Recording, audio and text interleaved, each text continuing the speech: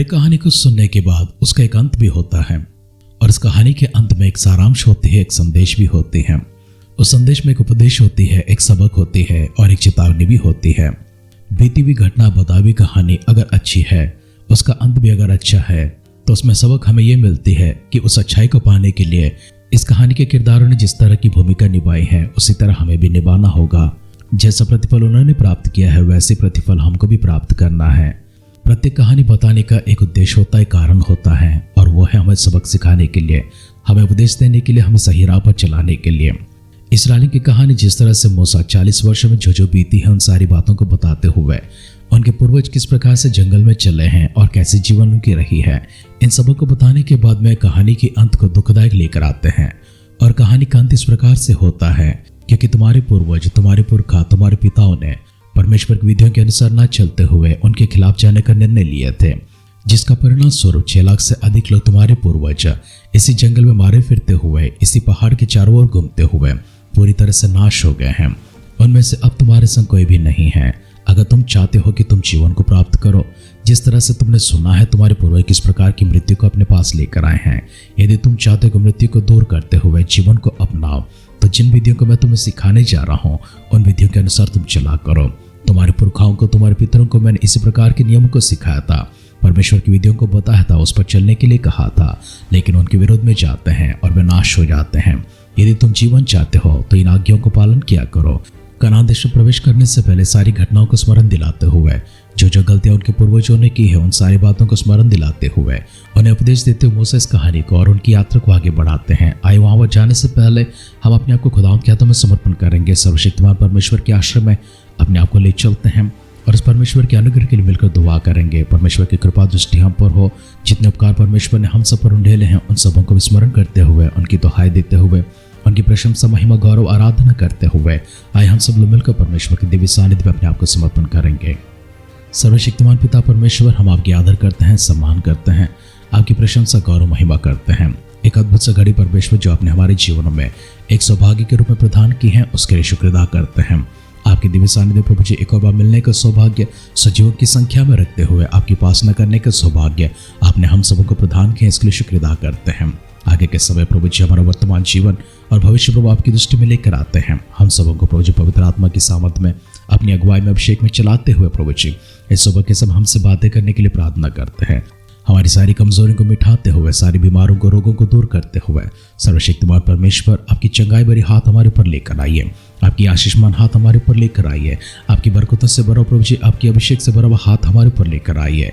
अभी इसे परमेश्वर हम सबको छूने के लिए, अपनी सामर्थ से भरने के लिए, अपनी तंदुरुस्ती से भरने के लिए, अपनी अगुवाई से भरने के लिए, एक बार परमेश्वर आपकी वचन की अगुवाई में चलाने के लिए प्रार्थना करते हैं। सर्वशक्तिमान खुदा फिर से एक बार प्रभु जी आपकी दुहाई देते हैं, हमारे सारे परिजनों के लिए प्रार्थना करते हैं। जितने लोग बोर करते हुए तड़के आपके सानिध्य में आए हैं प्रभु जी, उन सभी को स्मरण कीजिएगा, उन सभी को याद कीजिएगा और अपनी आशीषमान हाथ प्रभु जी उनके पर रखने के लिए प्रार्थना करते हैं। आपके वचनों के माध्यम से हमसे बातें कीजिए, महिमा, गौरव, आदर, सम्मान आप प्राप्त कीजिए। प्रार्थना परमेश्वर अपने सुनकर दिए उत्तरों के लिए धन्यवाद करते हुए हमारे उद्धार करते प्रभु यीशु मसीह के नाम से हमारी इस प्रार्थना को मांगते हैं, सुन और कबूल कर पिता, आमेन, आमेन, आमेन। आध्यात्मिक जीवन की दैनिक खुराक सुन रहे हमारे सारे प्रिय श्रोताओं को, परमेश्वर के प्रिय भक्तगणों को प्रभु यीशु मसीह के नाम में प्यार भरा जय मसीह की सुप्रभातम और सुबोधन कहते हुए हम सबका मनपसंद ध्यान केंद्र आध्यात्मिक जीवन की दैनिक खुराक में और इस नए दिन में आप सबका स्वागत करते हैं। हमारी अध्ययन व्यवस्था विवरण उसकी 4थे अध्याय में चल रही है। आए पहला वचन से पढ़ते हुए हमारी ध्यान को आगे बढ़ाएंगे। अब हे इस्राएल, जो विधि और नियम मैं तुम्हें सिखाना चाहता हूँ उन्हें सुन लो और उन पर चलो, जिससे तुम जीवित रहो, और जो देश तुम्हारे पितरों का परमेश्वर यहोवा तुम्हें देता है उसमें जाकर उसके अधिकारी हो जाओ। जो आज्ञा मैं तुमको सुनाता हूँ उसमें ना तो कुछ बढ़ाना और ना कुछ घटाना। तुम्हारे परमेश्वर यहोवा की जो आज्ञा मैं तुम्हें सुनाता हूँ उन्हें तुम मानना। तुमने तो अपनी आंखों से देखा है कि बालपुर के कारण यहोवा ने क्या क्या किया, अर्थात जितने मनुष्य बालपुर के पीछे हो लिए थे उन सबों को तुम्हारे परमेश्वर यहोवा ने तुम्हारे बीच में से सत्यानाश कर डाला। परंतु तुम जो अपने परमेश्वर यहोवा के साथ लिपटे रहे हो, सब के सब आज तक जीवित हो। सुनो, मैंने तो अपने परमेश्वर यहोवा की आज्ञा के अनुसार तुम्हें विधि और नियम सिखाए हैं कि जिस देश के अधिकारी होने जाते हो उसमें तुम उनके अनुसार चलो। सो तुम उनको धारण करना और मानना, क्योंकि और देश के लोगों के सामने तुम्हारी बुद्धि और समझ इसी से प्रकट होगी। अर्थात वे इन सब विधियों को सुनकर कहेंगे कि निश्चय ये बड़ी जाति बुद्धिमान और समझदार है।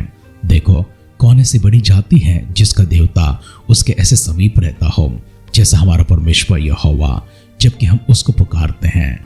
फिर कौन ऐसी बड़ी जाति है जिसके पास ऐसे धर्म विधि और नियम हो जैसे कि ये सारी व्यवस्था जिसे मैं आज तुम्हारे सामने रखता हूँ। और अत्यंत आवश्यक है कि तुम अपने विषय में सचेत रहो और अपने मन की बड़ी चौकसी करो, कहीं ऐसा ना हो कि जो बातें तुमने अपनी आंखों से देखी उनको भूल जाओ और वह जीवन भर के लिए तुम्हारे मन से जाती रहे, किंतु तुम उन्हें अपने बेटों और पोतों को सिखाना।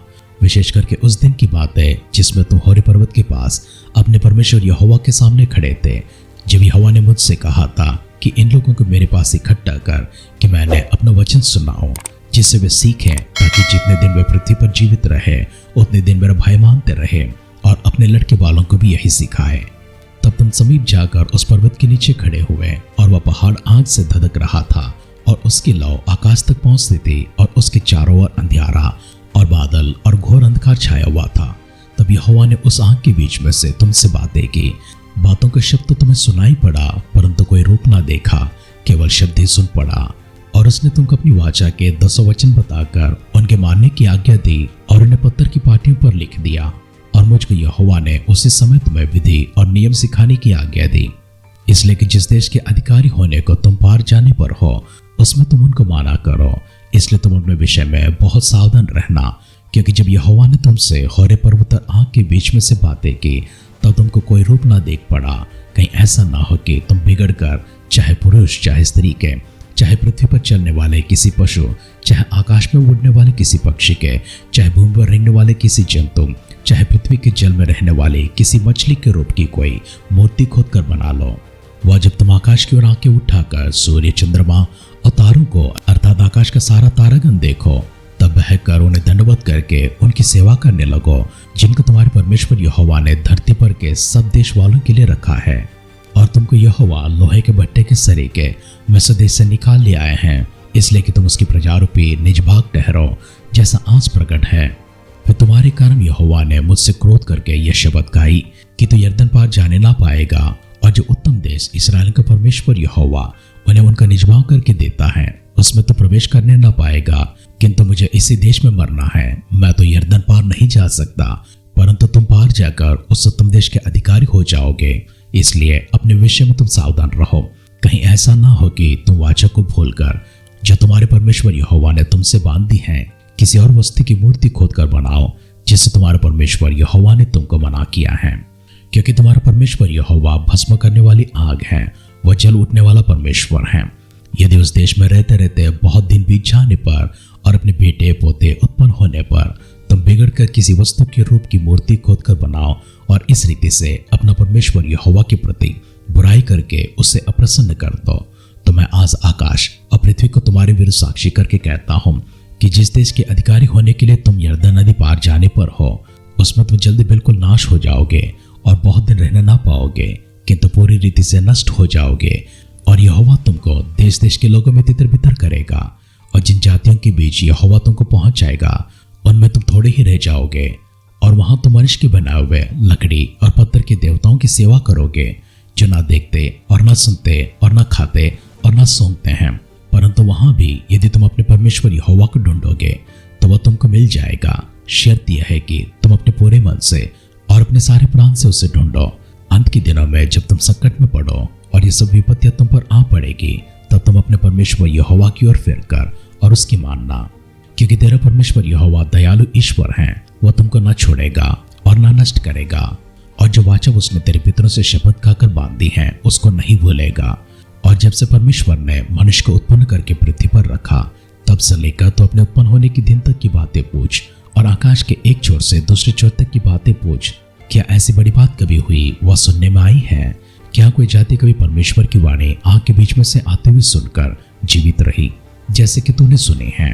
फिर क्या परमेश्वर ने और किसी जाति को दूसरी जाति के बीच में निकालने को कमर बांधकर परीक्षा और चिन्ह और चमत्कार और युद्ध और बलिहाथ और बढ़ाई हुई बुझा से बड़े भयानक काम किए, जैसे तुम्हारे परमेश्वर यहोवा ने मिस्र में तुम्हारे देखते किए? यह सब तुझको दिखाया गया इसलिए कि तू जान रखे कि यहोवा ही परमेश्वर है, उसको छोड़ और कोई है ही नहीं। आकाश में से उसने तुझे अपनी वाणी सुनाई कि शिक्षा दे, और पृथ्वी पर उसने तुझे अपनी बड़ी आंख दिखाई, और उसके वचन आंख के बीच में से आते हुए तुझे सुन पड़े। और उसने जो तेरे पितरों से प्रेम रखा, इस कारण उनके पीछे उनके वंश को चुन लिया, और प्रत्यक्ष होकर तुझे अपनी बड़ी सामर्थ के द्वारा मिस्र से इसलिए निकाल लाया कि तुझसे बड़ी और सामर्थी जातियों को तेरी आगे से निकाल कर तुझे उनके देश में पहुंचाए, और उसे तेरा निज भाग कर दे, जैसा आज के दिन दिखाई पड़ता है। सो आज जान ले और अपने मन में सोच भी रख कि ऊपर आकाश में और नीचे पृथ्वी पर यहोवा ही परमेश्वर है और कोई दूसरा नहीं। और तुम उसकी विधियों और आज्ञाओं को जो आज मैं तुम्हें सुनाता हूँ मानना, इसलिए कि तेरा और तेरे पीछे तेरे वंश का भी भला हो। और जो देश तेरा परमेश्वर यहोवा तुझे देता है, उसमें तेरे दिन बहुत वरन सदा के लिए हो। तब मूसा ने यरदन के पार पूर्व की ओर 3 नगर अलग किए, इसलिए कि जो कोई बिना जाने और बिना पहले से बैर रखे अपने किसी भाई को मार डाले, वह उनमें से किसी नगर में भाग जाए और भागकर जीवित रहे, अर्थात रूबेनियों के बेसेर नगर जो जंगल के समतल देश में है, और गादियों के गिलाद का रामोत, और मनुष्यों का बाशान को गोलान। फिर जो व्यवस्था मूसा ने इसराइलों को दी वो यह है, यही वे चितौनियां और नियम हैं जिन्हें मूसा ने इसराइल को उस समय कह सुनाया जब वे मिस्र से निकले थे, अर्थात यरदन के पार बेतपोर के सामने की तराई में एमोरियों के राजा हेशबोन वासी सीहोन के देश में, जिस राजा को उन्होंने मिस्र से निकलने के पीछे मारा, और उन्होंने उनके देश को और बाशान के राजा ओग के देश को अपने वश में कर लिया। यरदन पार सूरदी की ओर रहने वाले एमोरियों के राजाओं के देश ये थे। यह देश अर्नोन के नाले के छोर वाले अरोयर से लेकर सियोन जो हेर्मोन भी कहलाता है उस पर्वत तक का सारा देश, और पिसगा की सलामी के नीचे के अराबा का ताल तक यरदन पार पूर्व की ओर का सारा अराबा है। अब तक के वचनों को हमने इस प्रकार से पढ़कर सुना है। ये घटना करते समय इसराइली जो सजीव हैं उनको कारण बताते हैं कि तुम सजीव क्यों हो, और तुम्हारे पुरखा तुम्हारे संग नहीं है वरन मिट गए हैं, सत्यानाश हो गए हैं। इसका कारण मूसा इस प्रकार से बताते हैं, तुम सजीव इसलिए हो क्योंकि परमेश्वर की विधियों के अनुसार तुम चल रहे हो, और वे सजीव इसलिए नहीं हैं क्योंकि वे परमेश्वर के विरुद्ध बलवा किए हैं, उनकी आज्ञा का उल्लंघन किए हैं, अवज्ञाकारिता को दिखाए हैं, परमेश्वर का विरोध किए हैं, पीछे मिस्र जाने की जिद किए हैं, और इतना ही नहीं बेतपर के विषय परमेश्वर को दुख देते हुए अन्य देवताओं की उपासना किए, आराधना किए, उनके बलि अर्पणों को खाए हैं, और उनके यज्ञ में भाग लेते हुए उन्होंने कुकर्म भी किया है।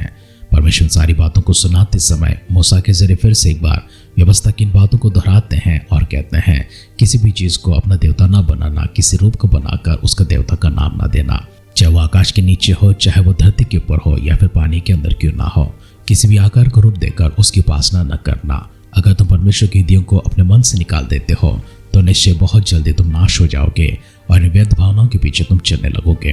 अगर ऐसा ना हुआ, परमेश्वर की विधियों को अपने मन में ठाने रहते हो, तो परमेश्वर की विधियों के अनुसार अगर चलते हो, तुम सजीव रह पाओगे और सारे देवताओं से, सारी मूर्तियों से और वैध भावना से, वैध चीजों से तुम दूर रह पाओगे। चौकस रहना, सचेत रहना। जिस देश को तुम स्वतंत्र करने जा रहे हो उसे तुम्हारे पितरों ने स्वतंत्र करने की कोशिश की थी, लेकिन आज वो जीवित नहीं रहे हैं। तुम्हारा भाग्य है कि तुम उसमें प्रवेश करने जा रहे हो, उसके अधिकारी होने जा रहे हो, उससे स्वतंत्र करते हुए अपना करने जा रहे हो। चौकस रहना, परमेश्वर की विधियों के अनुसार तुम चलते रहना। परमेश्वर की व्यवस्था की बातें सुनाते हुए मूसा कहते हैं, मैं तुम्हारे साथ आगे नहीं चल सकता, मुझे यहीं पर अपनी यात्रा को समाप्त करना है। तुम आगे बढ़ते हो, इन विधियों के अनुसार चलना। परमेश्वर तुम्हारे संग रहेगा, अभी के लिए नहीं, कुछ दिनों के लिए नहीं, वरन सदा के लिए परमेश्वर तुम्हें बनाए रखेगा। आइए प्रार्थना करते हैं। सर्वशक्तिमान पिता परमेश्वर, शुक्र अदा करते हैं, सम्मान, महिमा, गौरव, आदर फिर से एक बार आप ही को देते हैं। उद्धारकर्ता प्रभु यीशु मसीह के नाम से हमें जो उद्धार आपने प्रदान की है, शुक्र अदा करते हैं। एकमात्र सत्य है, एकमात्र जीवन है और एकमात्र मार्ग है। प्रभु उसी मार्ग के माध्यम से आपके पास आते हैं। आपने ये सौभाग्य हम सबको प्रदान किया है, धन्यवाद करते हैं, आभार प्रकट करते हैं। इन वचनों के आधार पर हमारे जीवनों को बनाने के लिए, उस प्रकार हम लोग चलने के लिए हमें प्रभु जी पवित्र आत्मा का अभिषेक में, अगुवाई में हमेशा प्रभु जी आपकी निगरानी में रखने के लिए दुआ करते हैं। और प्रभु जी हमें संभालते हुए प्रभु यीशु मसीह के बादलों के आगमन तक प्रभु जी सिद्ध करने के लिए प्रार्थना करते हैं। हमारी सारी प्रार्थना प्रभु जी आपने सुनकर दिए उत्तरों के लिए धन्यवाद करते हुए हमारे उद्धारकर्ता प्रभु यीशु मसीह के नाम से हमारी इस प्रार्थना को मांगते हैं। सुन और कबूल कर पिता, आमेन, आमेन, आमेन। कहानियां पढ़ते हो, कहानियां सुनते हो, उसके सारांश तक चले जाना, अंत तक चले जाना। जिन किरदारों को आपने देखा है, सच्चाई में चलते हैं, यथार्थता के साथ में चलते हैं, भलाई के साथ में चलते हैं, मेल मिलाप के साथ में चलते हैं, अपनी उस कामयाबी का रहस्य किस प्रकार से वे बांटते हैं उसे पढ़ लेना। यदि विफल हो जाते हैं, इसके विपरीत चलते हैं, तो सचेत रहना, चौकस रहना और गौर करते रहना किस तरह वे नाश हो गए हैं, किस तरह विफल हो गए हैं। अपने आप को उस किरदार में खड़ा करते हुए, अपने आप को खड़ा करने के लिए, संभाले जाने के लिए, अपनी जीवन भी उस कहानी के आधार पर एक सबक, एक सोच, एक सीख के साथ में आगे बढ़ने के लिए जब भी कहानी सुनते हो, एक सोच के साथ में, एक सबक के साथ में अपने जीवन को रूपांतर करने के लिए कहानियों को सुना करना। जब ये वचन को सुनते हो, इसी उद्देश्य के साथ में सुनना। हम विश्वास करते हैं और मानते हैं आज के अध्ययन के वचनों के भी आप इस प्रकार से सुनते हैं और अपने आप को स्वर के लिए सिद्ध करते हैं। खुदावंद के आगमन में आप और मैं, हम सब वहां पर शामिल हो। हमारी इस दुआ कामना के साथ आज के ध्यान कहीं पर समाप्त करते हैं। आप सुनते रहिए, सुनाते रहिए आध्यात्मिक जीवन की दैनिक खुराक। कल फिर मिलेंगे। अपना ख्याल रखिए, अपनों का ख्याल रखिए, दूसरों का भी ख्याल रखिए। God bless you.